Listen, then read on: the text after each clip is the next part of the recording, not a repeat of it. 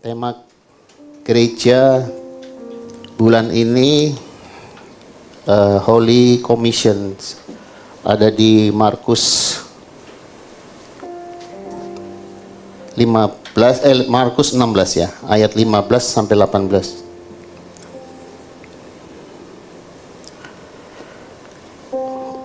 Firman Tuhan, lalu ia berkata kepada mereka, pergilah ke seluruh dunia, beritakanlah Injil kepada segala makhluk. Siapa yang percaya dan dibaptis akan diselamatkan, tetapi siapa yang tidak percaya akan dihukum. Sudah, saya cuma ambil 2 ayat aja, karena di ayat berikutnya itu nanti akan saya kupas tersendiri. Jadi untuk hari ini saya cuma ambil yang di ayat 15 dan 16, itu saya ambil tema misi kasih. Saya awali ya, setiap kita, saya percaya ya, berkat Tuhan itu selalu ada setiap hari dalam kehidupan kita. Dengan satu nats, tetapi apa yang bodoh bagi dunia dipilih Allah untuk memalukan orang-orang yang berhikmat.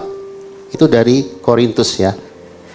Saya ulangi, tetapi apa yang bodoh bagi dunia dipilih Allah untuk memalukan orang-orang yang berhikmat. Kita kerap mendengar orang mengatakan, saya hanya seorang ibu rumah tangga. Saya hanya tukang sapu. Atau saya hanya seorang pekerja atau mahasiswa biasa. Ya, yang biasa-biasa aja. Tidak ada yang dapat saya berikan untuk lingkungan yang Tuhan berikan kepada saya. Nah, itu sering kali terjadi juga untuk anak-anak Tuhan yang sudah dipilih ya.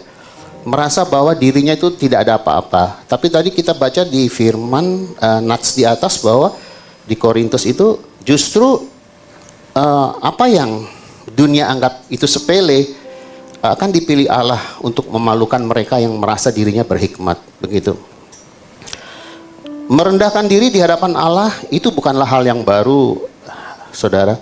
Di zaman perjanjian lama misalnya, ketika Allah mencari seseorang untuk mengalahkan bangsa Midian yang menyusahkan bangsa Israel pada saat itu, Allah memilih Gideon. Nah, Gideon ini dia bilang dia adalah orang biasa, ya. Tetapi Allah memanggil dia pahlawan yang gagah berani. Ya.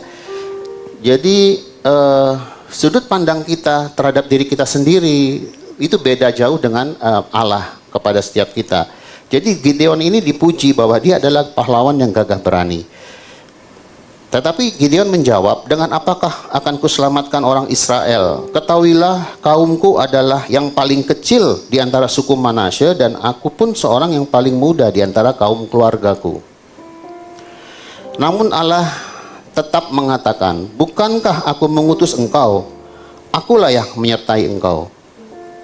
Jadi di sini kita bisa lihat bahwa Gideon menjadi orang pilihan Allah karena di mata Tuhan tidak ada seorang pun yang tidak berarti. Kita ini semua sudah diselamatkan, berarti kita ini adalah orang-orang yang sudah dipilih yang berarti bagi Tuhan. Jangan ada lagi kita merasa bahwa saya ini nggak ada apa-apa, saya ini orang biasa-biasa saja. Seperti tadi di atas, hanya sebagai ibu rumah tangga atau pelayan yang bekerja untuk membersihkan dan lain sebagainya, sebagai pekerja atau mahasiswa biasa. Tetapi kita ini di hadapan Tuhan adalah berarti. Sama seperti Gideon. Tuhan memberikan Gideon teman hanya 300 orang saja untuk membantunya di dalam memerangi, mengalahkan suku atau bangsa Midian, ya, dan mendapatkan kemenangan. Nah, di sini dinyatakan bahwa pada saat kita mau melakukan apa yang Tuhan sudah tetapkan dan perintahkan dalam setiap kehidupan kita, kita tidak perlu berperang. Dalam hal ini Tuhan yang berperang untuk kita. Jadi pekerjaan apapun yang Tuhan percayakan, ayo mulai berani kita untuk mengembangkannya, karena seperti dikatakan di firman Tuhan bahwa bukan karena kuat dan gagah kita cakap melakukannya, tapi itu semua karena Rohku, Tuhan katakan. Itu pun terjadi pada Gideon, ya. Supaya Allah saja yang menerima kemuliaan itu. Jadi dengan bisa mengalahkan bangsa Midian yang banyak itu jumlahnya, hanya oleh 300 orang yang membantu Gideon untuk mengalahkan peperangan itu. Rasul Paulus juga mengajarkan bahwa Allah memilih orang yang bodoh, yang merasa lemah, tidak terpandang, dan yang hina bagi dunia. Ya, Tuhan akan mempermalukan orang yang berhikmat dan yang kuat, supaya jangan ada seorang manusia pun yang memegahkan diri di hadapan Allah. Jadi kita sebagai anak-anak Bapa, Allah Bapa di surga, sekalipun dunia menganggap kita rendah, bodoh, dan lain sebagainya, tapi Rasul Paulus mengatakan, kitalah orang-orang yang dipilih Tuhan untuk mempermalukan mereka. Jika setiap kita merasa tidak berarti, ingatlah panggilan Allah akan Gideon, kepada Gideon. Tuhan juga ingin memakai setiap kita untuk melakukan perkara yang jauh lebih besar daripada yang pernah setiap kita pikirkan. Itu dari perkataan bijak Yohani Yoder. Jadi kesimpulannya bahwa Allah memakai orang biasa untuk mengerjakan rencananya yang luar biasa. Sekarang kita masuk di Markus 16 tadi, ayat 15.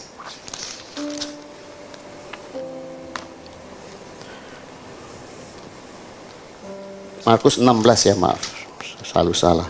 Ayat 15. Lalu Yesus berkata kepada mereka, pergilah ke seluruh dunia, beritakanlah Injil kepada segala makhluk. Ya, makanya saya ambil judul tadi, misi kasih. Beritakanlah Injil. Injil itu kita tahu bahwa itu adalah kabar baik. Ya, kabar baik di mana Allah Bapa di surga dari perjanjian lama sampai penutup di kitab Wahyu, itu temanya hanya satu, kasih ya. Bapa kita itu ingin menyelamatkan umat manusia, setiap kita ciptaannya.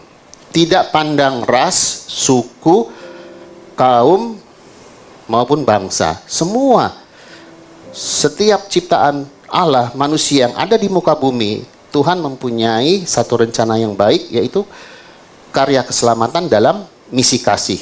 Nah, karya keselamatan ini bagaimana bisa terwujud? Ya ini, melalui Yesus berkata, pergilah ke seluruh dunia, beritakanlah kabar baik, Injil keselamatan kepada semua. Segala makhluk di sini adalah manusia ya. Ciptaan yang paling tinggi di antara ciptaan lainnya. Kita ini manusia. Nah, jadi jelas di sini bahwa dalam memberitakan Injil, kita sebagai anak-anak Bapa, Allah Bapa di surga, sebagai murid-murid Yesus, ya, kita harus mau belajar dan diajar ya oleh Roh Kudus, belajar firman-Nya tentang, kalau di teologia itu yang saya belajar adalah tentang soteriologi. Soteriologi itu adalah tentang keselamatan. Bagaimana kita dapat memberitakan Injil, kabar baik, kalau kita tidak mengenal arti dari soteriologi. Nah, soteriologi itu tidak perlu Bapak Ibu Saudara bingung, oh berarti saya mesti kuliah dong. Enggak. Zaman sekarang sudah zaman modern, zaman now ini, kita bisa ini semua di Mbak Google. Kita search aja soteriologi gitu. Keluar itu semua ilmu teolog dari pengertian soteriologi.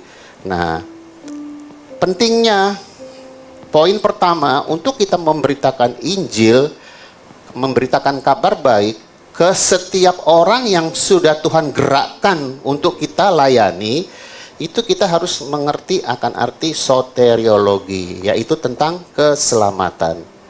Nah, di dalam soteriologi kita harus tahu bahwa ada satu pribadi yang namanya Kristus. Dialah yang menjadi tokoh utama di dalam soteriologi. Ya toh? Pastikan siapa yang kita layani kan akan bertanya, oke, keselamatan, tokohnya siapa yang bisa menyelamatkan saya? Nah, setelah kita bisa mendalami pembelajaran soteriologi, sekarang kita harus tambah dengan kristologi. Kristologi ilmu tentang pribadi Yesus. Yesus itu siapa sesungguhnya? Lah dia itu datang ke dunia ini misinya apa? Sampai dia bisa diutus Bapa ke dunia ini apa?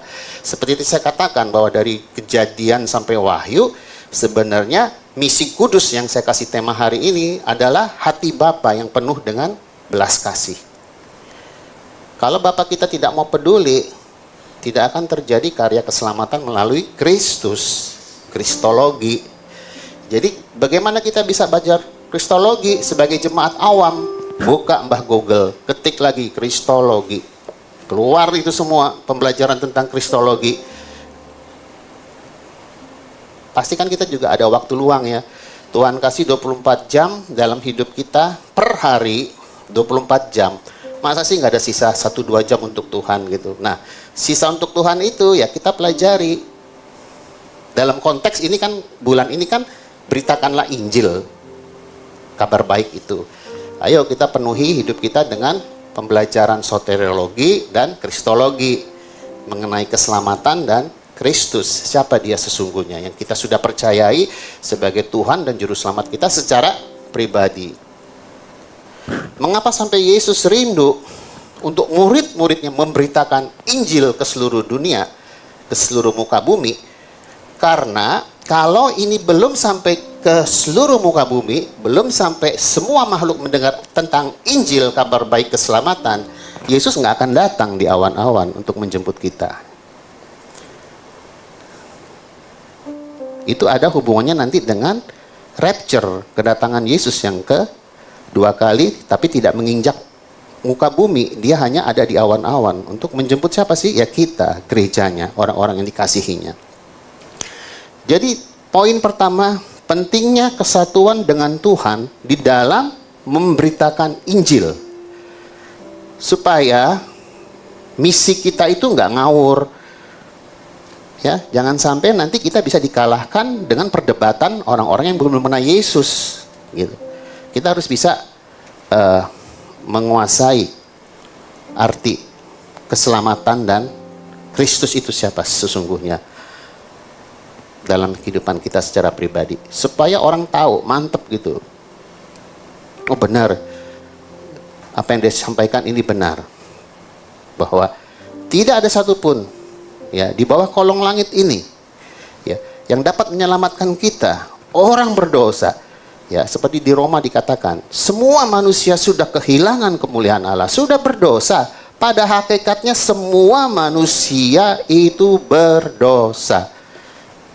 Yesus datang bukan membawa agama, dia datang membawa kabar baik tentang kerajaan surga. Kerajaan Allah yang kekal, yang tidak akan pernah tergoncangkan oleh apapun juga. Ya, dari awal sampai akhir tidak ada waktu untuk kekekalan di dalam Allah Bapa kita.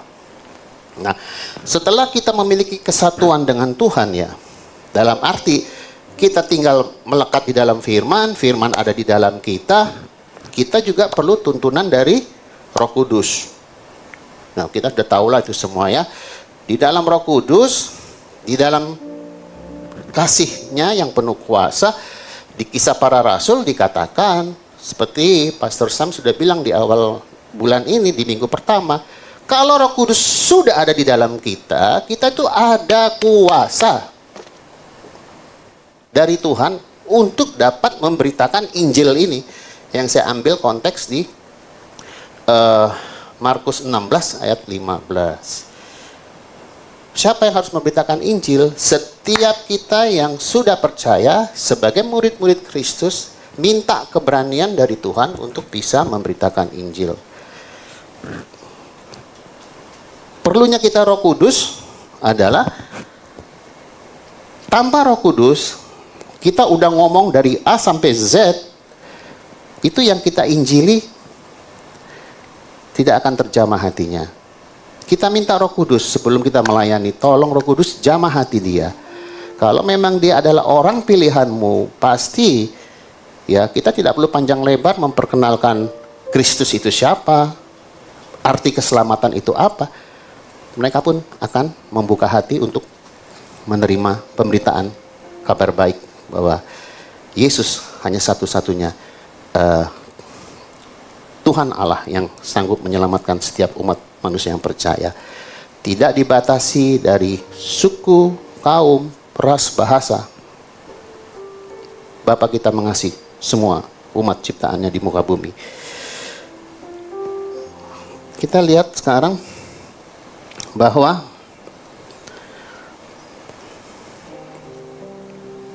Allah sangat serius dengan misi, ya. Karena sesungguhnya misi itu adalah hati Allah Bapa kita sendiri.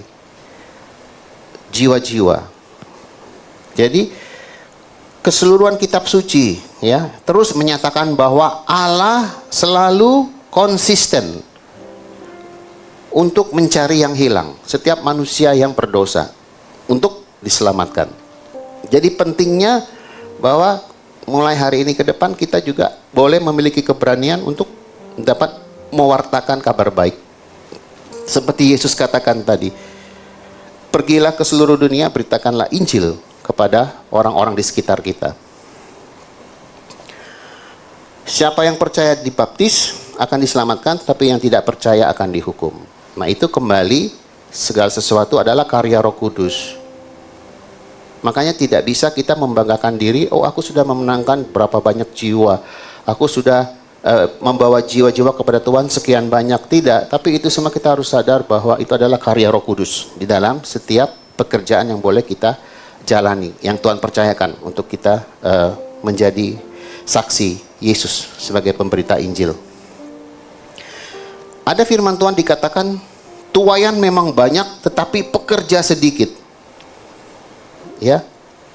Ini menjelaskan bahwa ladang misi dan tenaga kerja, ya, yang rindu untuk terpanggil menjadi seorang mission, seorang penginjil, itu tidak seimbang, ya. Banyak orang percaya yang tidak mau diutus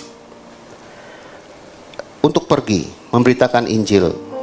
Jadi biarlah setiap kita mulai pagi hari ini juga boleh tergugah hatinya untuk memiliki kerinduan, baik di keluarga, di pekerjaan, dan dimanapun kita ditempatkan, sudah mulai mau berani membuka hati untuk bisa memberitakan Injil ini kepada orang-orang di sekitar kita yang memang Tuhan gerakan untuk kita layani. Tapi sebelumnya tadi saya katakan bahwa kita harus minta juga keberanian dari Roh Kudus. Karena tanpa keberanian dari Roh Kudus, terkadang kita susah untuk membuka mulut, ya, menceritakan akan kebesaran Tuhan dalam hidup kita yang sudah kita alami. Kita tidak tahu caranya, Tuhan bagaimana aku bisa untuk bisa membawa dia kepadamu. Mulainya itu dari mana Tuhan? Nah, itu kita perlunya Roh Kudus. Untuk betul-betul Roh Kudus bisa menuntun setiap kita, mengarahkan setiap percakapan kita dengan orang-orang yang belum diselamatkan, ataupun juga mereka yang terhilang, sudah percaya tapi dalam keadaan sekarang terhilang, untuk bisa dapat menerima Yesus kembali, bertobat dan diselamatkan. Nah, itu jadi perlu keberanian. Tapi tetap satu hal yang kita harus tahu bahwa itu bukan hasil usaha kita, itu pasti Roh Kudus yang bekerja untuk menjamah orang itu untuk percaya dan menerima Yesus sebagai Tuhan. Di dalam tengah krisis, ya, perlunya kita kaya akan firman, ya, mengerti betul akan arti keselamatan, soteriologi, dan pribadi Yesus, kristologi yang sudah menjadi juru selamat bagi setiap kehidupan kita, ya. Di sini bahwa ketika Tuhan memberikan tugas atau mandat, ya, kepada murid-muridnya, ya, di dalam kejadian firman Tuhan di Markus 16 ini, kita lihat bahwa Israel pada saat itu kan sedang mengalami kegelapan dalam penjajahan bangsa Romawi, bangsa Israel. Nah, di sini Tuhan berjanji untuk memulihkan bangsa Israel, baru, ya, setelah itu mereka percaya bahwa mereka mampu untuk menjadi saksinya. Nah, mereka bawa dalam doa, ya, untuk rindu supaya bangsa mereka ini dipulihkan. Tapi justru sebaliknya, Tuhan bilang, dalam masa krisis kegelapan bangsa Israel, Tuhan datang membawa terangnya untuk kembali mengutus para muridnya menjadi saksi, memberitakan Injil. Jadi kita tahu bahwa hari-hari ini pun sama seperti pada saat itu bangsa Israel sedang hidup dalam kegelapan. Kita tahu dunia ini kan juga begitu banyak keadaan-keadaan yang membuat gereja Tuhan itu menjadi lemah ya. Situasi kondisi yang ada, banyak yang dengan kata mereka akhirnya tertidur, seperti firman Tuhan katakan. Tidak lagi memiliki satu kerinduan yang besar untuk bertahan di dalam Tuhan. Kita sudah memulai segala sesuatu bersama Tuhan, tapi yang paling sulit itu adalah untuk tetap bertahan.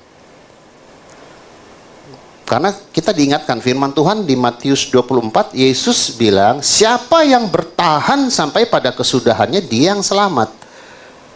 Berarti bisa diambil kesimpulan bahwa memang untuk memulai segala sesuatu, percaya Yesus, oke, sudah kita lewat itu. Sudah dibaptis, oke, kita sudah lewat itu. Kan dikatakan, percaya Yesus, dibaptis, sudah, kita semua kan sudah dari bagian itu. Tapi ada lagi yang Yesus katakan, bisa bertahan nggak ini kita sampai garis akhir? Dengan situasi kondisi dunia yang tidak semakin tidak menentu ini. Dunia yang gelap. Tapi sebenarnya kan kita sudah ada terang Kristus di dalam kita. Kemuliaan Tuhan itu sudah ada atas kita. Jadi tetaplah bertahan. Ya, jangan pernah sekali-sekali kita meninggalkan Tuhan atau mundur dari ibadah, pertemuan-pertemuan seperti ini kan di Ibrani dibilang. Salah satunya kita bertahan di dalam Tuhan ya, kita harus bisa menghadiri pertemuan-pertemuan seperti ini. Bagaimana kebaikan Tuhan satu minggu, dari Senin sampai hari Sabtu, masa sih sekarang di hari Minggu aja kita tidak bisa menyediakan waktu, dalam arti bukan dengan terpaksa. Tapi memang sungguh-sungguh, Tuhan, aku dari Senin sampai Sabtu sudah kau pelihara hidupku. Sekarang hari Minggu waktunya aku datang ke rumahmu untuk beribadah. Seperti Ibrani bilang, janganlah engkau menjauhi perkumpulan-perkumpulan seperti ini. Ibadah seperti yang kita lakukan ya, setiap Minggu, Selasa, Jumat. Itu membuat kita juga untuk tetap kuat di dalam Tuhan, bertahan di dalam situasi kondisi yang semakin tidak menentu ini di dunia ini. Siapa sekarang yang bisa sebut, oh ada kok Pak Ben, tempat yang paling aman di muka bumi ini ada. Coba saya pengen tahu di mana. Gak ada. Kita mau lari ke ujung bumi, kita mau naik, ada kan? Di Mazmur bilang mau ke awan, terbang kemana. Gak ada tempat aman selain di dalam hadirat Tuhan, di dalam perlindungan Tuhan. Sudah memulai segala sesuatu yang baik dengan roh, surat Paulus dikatakan, masa sekarang kita mau mengakhiri dengan daging? Ya, dengan himpitan-himpitan masalah yang terjadi dalam hidup kita yang sesungguhnya Tuhan izinkan, itu seharusnya kita naik level. Kalau ada masalah, jangan lari dari masalah. Jangan terus menyalahkan Tuhan dan lain sebagainya, tapi justru kita harus naik level dari masalah-masalah yang Tuhan boleh izinkan terjadi dalam hidup kita. Kalau kita sudah kuat di dalam Tuhan, tetap bertahan di dalam Tuhan, ya, terus kita mau menjalankan tugas, mandat yang juga Tuhan sudah berikan kepada setiap kita ya, untuk memberitakan kabar baik. Saya percaya bahwa kita akan terus bisa menjaga hati kita sampai garis akhir. Pentingnya di poin ketiga menjaga hati. Jadi tadi kan poin pertama itu kita harus memiliki kesatuan yang erat dengan firman. Mengaktifkan Roh Kudus yang ada di dalam kita. Ya, belajar untuk mengaktifkan Roh Kudus yang ada di dalam kita. Karena kita juga di tempat ini sudah belajar banyak tentang Roh Kudus. Jadi kita harus menghormati Roh Kudus untuk mengaktifkan Dia di dalam hidup kita dengan membuka hati sepenuhnya untuk Roh Kudus berkarya. Ya. Terus baru poin ketiga, jaga hati. Jaga hati ini penting. Jangan sampai kita sudah pelayanan kemana-mana, tapi tidak bisa menjaga hati. Menjaga hati apa? Kan di Amsal dikatakan, jagalah hatimu dari segala kewaspadaan, karena dari situ terpancar kehidupan. Orang, bagaimana mau percaya Yesus dengan melalui pemberitaan kabar baik dari kita, kalau dia tahu kehidupan kita sehari-hari aja nggak bener kok. Lah kamu aja yang hidup sama saya hari-hari, saya bisa tahu kok. Apakah saya bisa melihat Yesus di dalam hidupmu? Bagaimana mereka mau percaya Yesus? Masa sekarang Yesus yang kamu ceritakan ke saya seperti yang ada pada pribadimu? Seperti itu. Jadi pentingnya kita harus menjaga hati, pikiran, perkataan, sikap. Itu sangat penting untuk kita dapat menjadi pemberita Injil yang berkenan kepada Tuhan. Seperti itu. Jaga hati dalam pengertian banyak. Pada saat kita masih menyimpan kepahitan, iri, dengki, ya, tidak mau dikalahkan dengan orang lain dan sebagainya, kita tidak akan bisa dapat maksimal untuk menjadi alat di kerajaan Allah, menjadi pemberita Injil. Karena kita ini anak-anak Allah Bapa di surga, ya, yang sudah percaya Yesus sebagai juru selamat. Kita ini sebenarnya hari-hari hidup kita ini sedang mempresentasikan pribadi Yesus kepada orang-orang yang kita jumpai.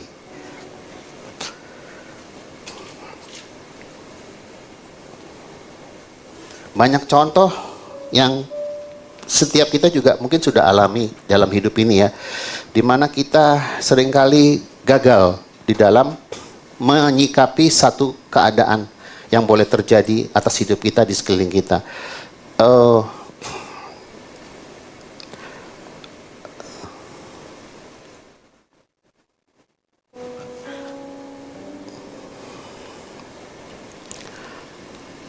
Segala sesuatu yang boleh terjadi melalui proses kehidupan ini, biarlah yang boleh kita tampilkan ke depannya adalah untuk lebih lagi dapat mengasihi sesama dengan patokan atau dengan standar dari kebenaran firman. Apapun yang boleh terjadi di hari-hari yang sudah kita lalui, yang membuat kita tidak nyaman di hadapan sesama kita, ya, itu biarlah kita, Tuhan katakan, boleh terus dapat menjaga hati kepada setiap orang-orang yang berlaku demikian kepada kita. Bahkan justru sebaliknya Tuhan katakan, kita doakan, kita berkati mereka yang berbuat jahat kepada kita. Itu juga adalah bagian dari salah satu kita bisa menjaga hati.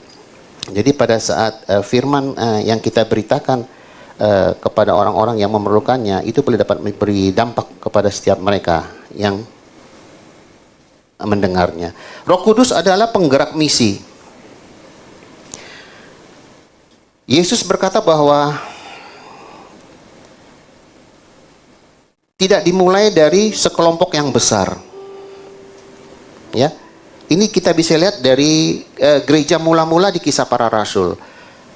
Itu mereka dari kelompok kecil aja. Mereka dari kelompok kecil, tapi mereka satu hati, percaya, terus berdoa kepada Tuhan, minta pimpinan Roh Kudus.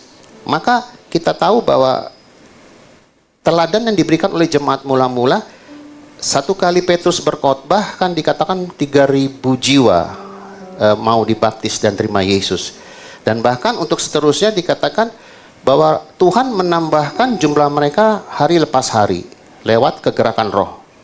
Jadi pentingnya kita kembali minta kepada Roh Kudus untuk dapat menjadi penggerak misi untuk pemberitaan Injil dalam kehidupan kita. Pentingnya dikatakan bahwa penginjilan itu harus digenapi dan juga disertai dengan karunia-karunia Roh Kudus yang memperlengkapi orang-orang percaya dalam pelayanan. Kita juga perlu karunia-karunia Roh Kudus untuk bisa memperlengkapi setiap pelayanan-pelayanan di dalam kehidupan kita, termasuk yaitu penginjilan, ya, memberitakan Injil.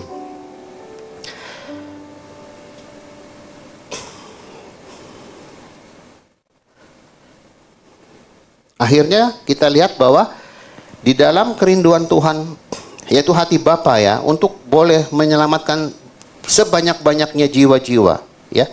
Di dalam Kisah Para Rasul dikatakan bahwa Tuhan sudah menyediakan keselamatan itu bukan pada zamannya gereja mula-mula aja, tapi Tuhan bilang ini juga Tuhan akan terus berkarya untuk mereka yang masih jauh depan di sana, ya, di depan sana, termasuk kita yang hidup hari-hari ini. Jadi memang sebenarnya tadi penginjilan ini akan terus bergulir, berjalan sampai pada hari di mana semua makhluk di muka bumi ini sudah mendengar kabar baik tentang Juru Selamat Tuhan kita Yesus Kristus.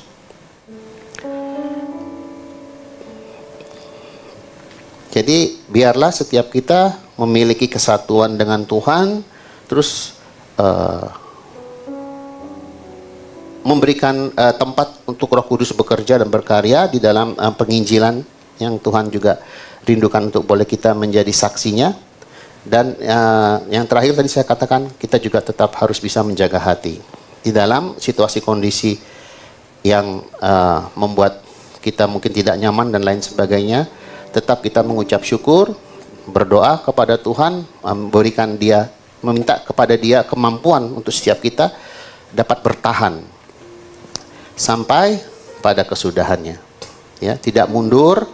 Karena Tuhan katakan bahwa di Ibrani juga, di kitab Ibrani, siapa yang mundur, yang gugur imannya, itu aku tidak berkenan. Ya, kita akhirnya terhilang dan bahkan binasa.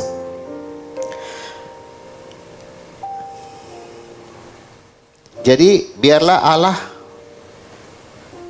yang telah memiliki kerinduan dan selalu memiliki kerinduan untuk memakai orang-orang biasa untuk mengerjakan rencana yang luar biasa, itu boleh terjadi atas setiap kita. Kita mau meresponi firman Tuhan dan mau berjalan bersama Yesus di alam kemustahilan. Pentingnya kita mengerti bahwa pada saat kita berjalan bersama Yesus di alam kemustahilan, itu apa yang tidak mungkin bagi kita, itu pasti terjadi seturut dengan kehendak Allah Bapa kita di surga. Bersama Yesus pasti terjadi. Apa yang sudah Dia janjikan pasti tergenapi. Apa yang sudah Dia berikan kepada kita, maksimalkan itu semua, setiap karunia, talenta dan lain sebagainya di dalam tugas kita untuk memberitakan Injil. Selagi waktu masih ada, biarlah apa yang sudah Tuhan amanatkan untuk setiap kita di dalam memberitakan Injil kepada seluruh makhluk itu dapat terlaksana dengan baik. Di ayat yang ke-20, tetap di Markus 16, di sini jelas seperti firman Tuhan berkata, mereka pun pergilah memberitakan Injil, memberitakan kabar baik ke seluruh penjuru. Dan Tuhan turut bekerja dan meneguhkan firman itu dengan tanda-tanda yang menyertainya. Itu kan di ayat yang setelah 16 tadi, 17 dan 18 toh. Ya kan? Di ayat 20 ini tergenapi bahwa Tuhan turut bekerja dan meneguhkan firman itu dengan tanda-tanda yang menyertainya. Dengan kata lain begini. Sebentar, saya ada catatannya.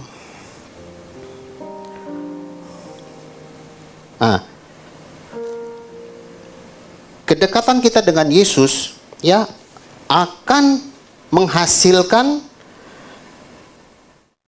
sign, tanda-tanda, miracles, mujizat-mujizat, and wonders. Itu akan ada menyertai kita. Ya. Maka ada lagu yang kemanapun kami, dimanapun kami berdiri, kemanapun kami kan pergi, di situ pasti mujizatmu terjadi. Ya, itu. Jadi setiap kita di ayat 20 sudah dikatakan, mereka pun pergilah. Pada saat Tuhan mengutus kita untuk memberitakan kabar baik, Jangan bingung lagi nanti gimana Tuhan kalau dia begini, nanti gimana Tuhan kalau dia begitu. Itu karya Roh Kudus yang bekerja, bukan kita. Kita hanya minta keberanian kepada Tuhan melalui Roh Kudus yang akan bekerja dan menjaga hati selalu kedapatan bersih di hadapan Tuhan. Tidak ada kekotoran yang ada menempel dalam hati kita. Itu terbukti. Kalau kita mempelajari kisah para rasul, ini terbukti. Rasul-rasul itu banyak melakukan mujizat-mujizat sama seperti pada saat Yesus melakukannya. Bahkan lebih. Di Matius 28 pun sama. Saya tutup dengan Matius 28. Matius 28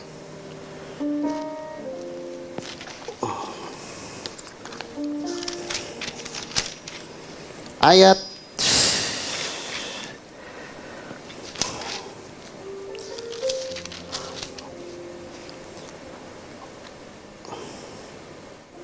19. Matius 28. Ini amanat agung ya, saudara. Amanat agung 19. Matius 28.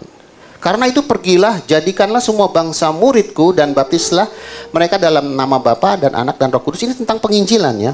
Misi kasih. Terus 20. Dan ajarlah mereka melakukan segala sesuatu yang telah kuperintahkan kepadamu. Kasih. Segala sesuatu yang diperintahkan Allah kepada kita melalui Yesus itu satu aja, kasih. Kasih. Tanpa kasih kita tidak bisa melakukan apa-apa. Kita akan hitung-hitungan sama Tuhan. Kasih, rela berkorban. Dan ketahuilah, aku menyertai kamu senantiasa sampai kepada akhir zaman. Tuhan sudah berjanji untuk kita yang melakukan tugas penginjilan, misi kudus, misi kasih, penyertaan Tuhan senantiasa sampai kepada akhir zaman. Ini amanat agung. Jangan lagi ada keraguan, takut ditolak dan lain sebagainya. Itu bukan urusan kita. Bagian kita hanya sudah diberikan keberanian, minta Roh Kudus pimpin, sampaikan kebenaran. Mereka mau terima nggak terima itu urusan mereka. Dan Tuhan sendiri akan beracara. Saya percaya bahwa hari-hari ini adalah waktunya.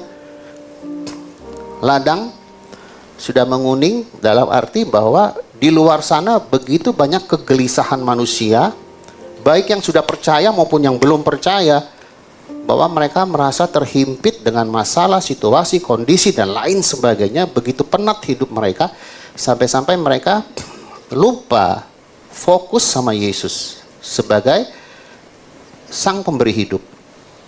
Mereka udah lupa itu, bahwa hidup mereka itu sesungguhnya miliknya Yesus yang sudah percaya.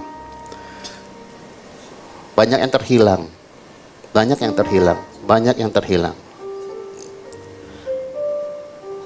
Gereja Tuhan banyak yang terhilang.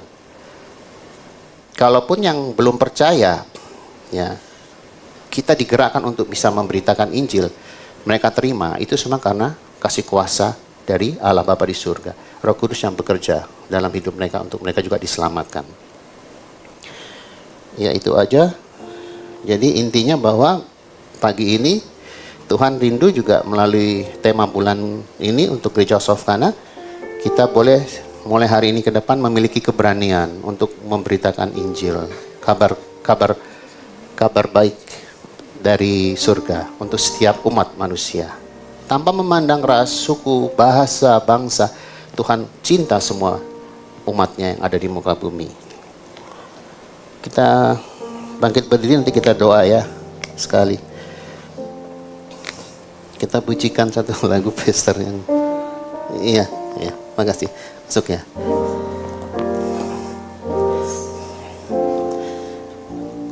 Setiap hari ku temukan mereka yang terhilang, hidup yang tak menentu, arah tujuan.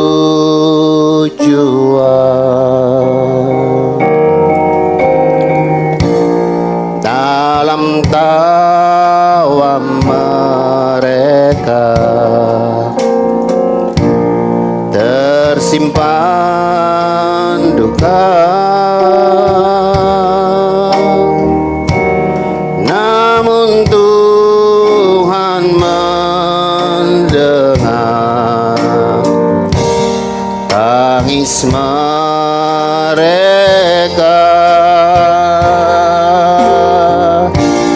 Mereka perlukan, mereka perlukan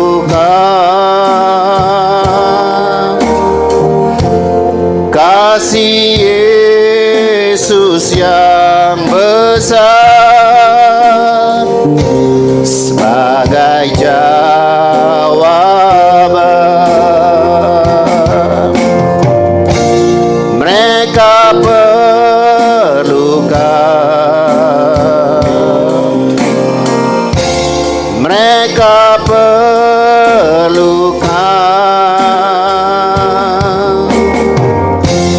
Tidakkah kau sadari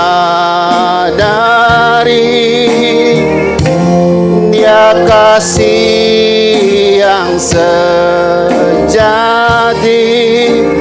Mereka perlukan Yesus, Yesus. Haleluya. Tiap hari ku temukan mereka yang terhilang, hidup yang tak menentu, arah tujuan. Dalam tawa mereka tersimpan duka, Yesus. Namun Tuhan mendengar tangis mereka. Katakan, Tuhan, mereka memerlukan kasih-Mu. Mereka perlukan Yesus. Mereka perlukan kasih Yesus yang besar sebagai jawaban. Mereka perlukan, mereka perlukan. Tidakkah kau sadari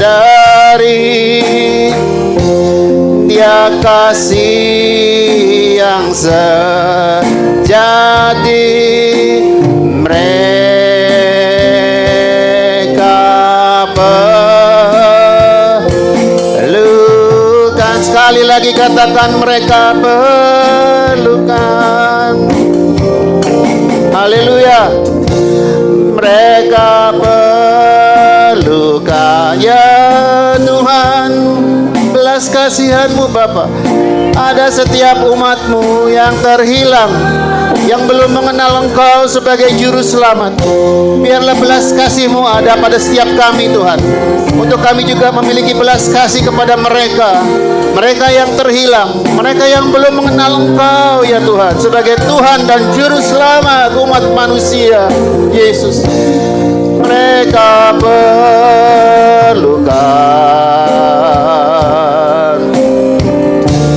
mereka perlukan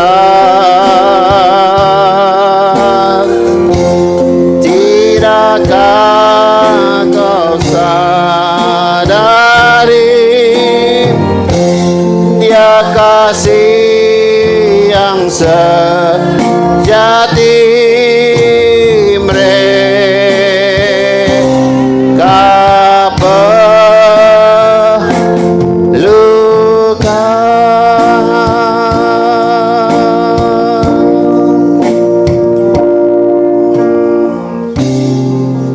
kita teduhkan hati kita.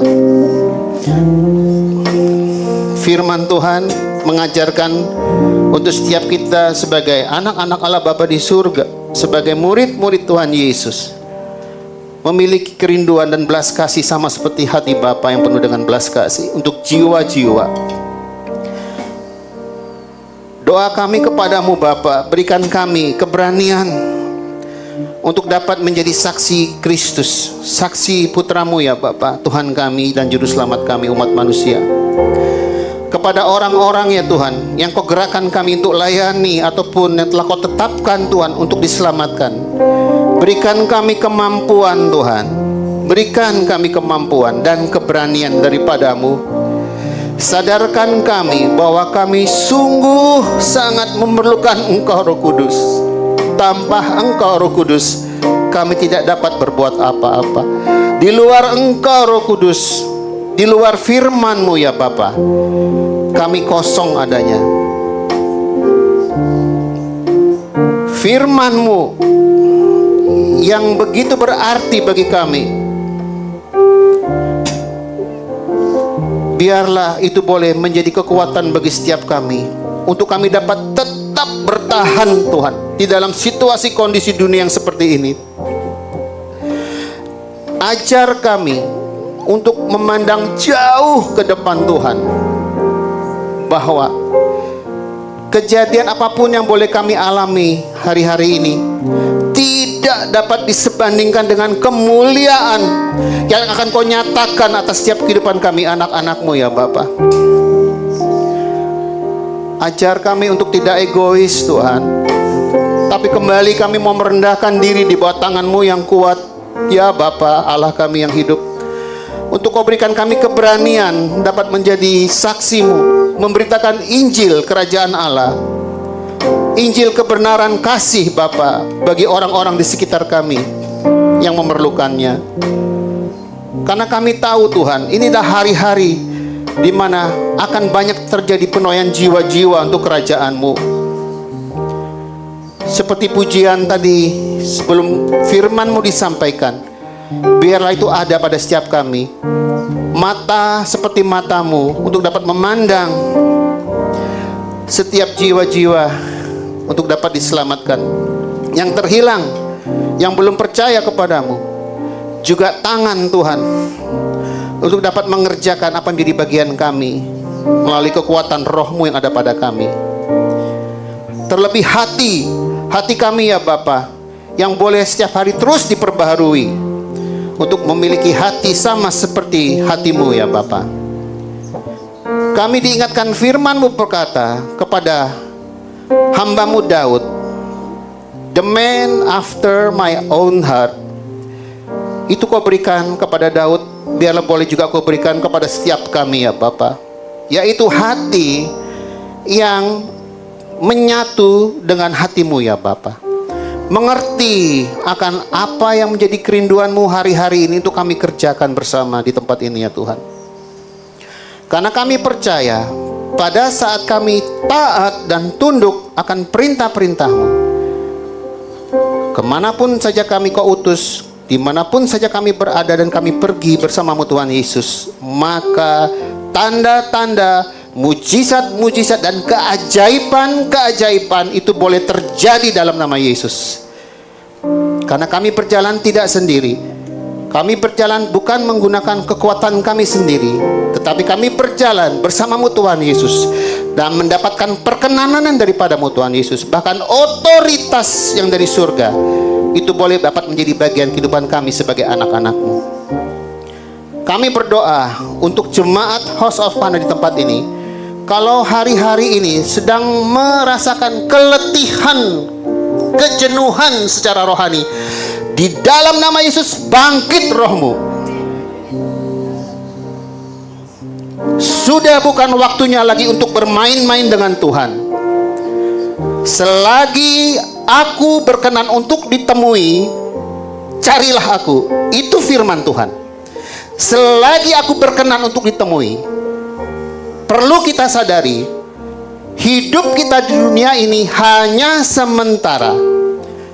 Sebelum kematian menjemput kita, kerjakan apa yang sudah percayakan, apa yang sudah Tuhan percayakan atas setiap kehidupan kita. Jelas Tuhan berkata, sudah tidak banyak waktu lagi, jangan bermain-main dengan aku. Selagi masih ada waktu, pergunakan waktu itu dengan sebaik-baiknya. Sekalipun engkau memberi beribu-ribu alasan kepada Tuhan, tetapi Tuhan mengenal hatimu. Kalau kita tidak pernah mau membereskan hati kita dengan Tuhan, Tuhan berkata, aku akan angkat tangan. Masih ada waktu. Tuhan katakan masih ada waktu. Ampuni setiap kami Bapa. Ajar kami, jemaatmu di tempat ini, untuk lebih hari, lebih lagi memiliki keseriusan dengan Engkau ya Tuhan. Tanamkan hati yang haus dan lapar akan Engkau Yesus. Karena kami tahu bahwa hanya firman-Mu yang kekal adanya. Tidak ada satupun yang abadi di muka bumi ini. Semuanya akan hilang, semuanya akan binasa. Tetapi firman-Mu ya Bapa, Yesus Kristus Tuhan, itu akan tinggal tetap. Karena kami percaya Yesus Engkaulah Alfa dan Omega, yang awal dan yang akhir, yang pemula dan yang terakhir. Engkau tidak berawal dan tidak berujung. Langit dan bumi akan berlalu, tetapi firman dan kerajaan-Mu tinggal tetap, tidak akan pernah tergoncangkan. Sadarkan setiap kami Tuhan, untuk lebih hari, lebih lagi menghargai waktu yang Kau berikan kepada kami. Kami percaya bahwa upah yang besar itu sudah menanti untuk setiap kami yang mau bersungguh-sungguh kepadamu. Setiap jerih lelah kami pasti Kau perhitungkan. Kalau kami mau bekerja di ladang-Mu, mau melakukan perintah-perintah-Mu, kami percaya janji-janji-Mu itu ya dan amin, pasti tergenapi. Tidak ada satupun yang dapat memisahkan kami dari kasih-Mu ya Bapa, apapun itu. Terima kasih Tuhan, terima kasih. Kami bersyukur kepadamu. Roh Kudus, kami terus memohon Engkau untuk mendidik kami, mendewasakan kami, dan menuntun, memimpin setiap langkah kaki kami, untuk kami dapat tiba dengan selamat di tujuan, yaitu di rumah Bapa yang kekal. Terima kasih Tuhan, terima kasih. Kami mengucap syukur kepadamu. Inilah kehidupan kami serahkan ke dalam tangan pengasihan-Mu yang penuh dengan berkat, di dalam nama Yesus. Haleluya, amin.